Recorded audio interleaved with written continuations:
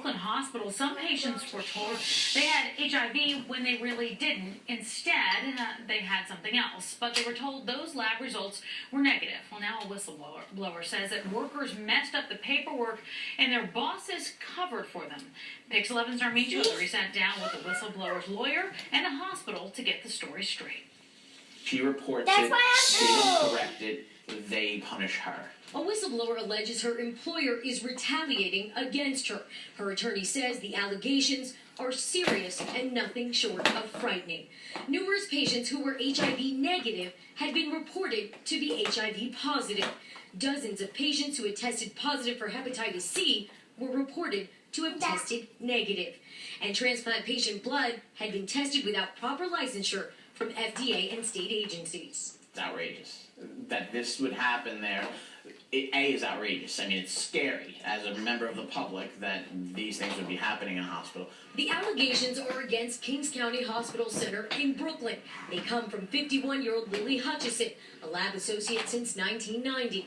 In a lawsuit filed on November 7th, Hutchison claims she learned about the danger to patient safety in the early 2000s.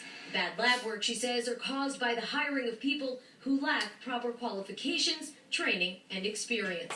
Hutchison says supervisors were notified but instead covered up for other lab techs. Even the New York State Department of Health was contacted, and yet the claims are the problems persist to this day. Internally, the response was to punish her. Externally, in all fairness, the New York State Department of Health, they determined that accurate, pursuant to Lily's complaints, and when looking into it, she was right. Hutchison details incidents of being ridiculed, harassed, and isolated on a daily basis. She works still at Kings County Hospital, but declined to talk to us on camera.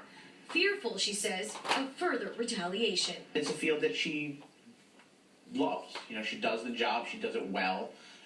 She shouldn't have to leave at the end of the day. Here's the most disturbing part.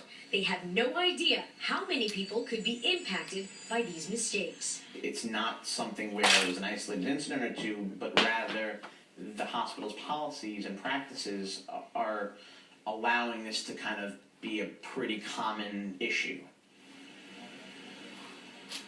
Now, the City Health and Hospital Corporation, who runs Kings County, disputes all of these claims.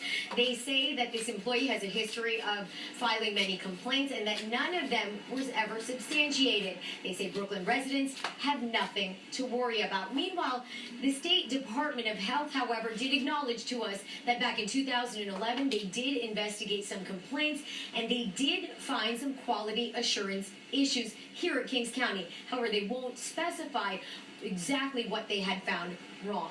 In Brooklyn, I'm Armin Chaudhary, PIX 11 News.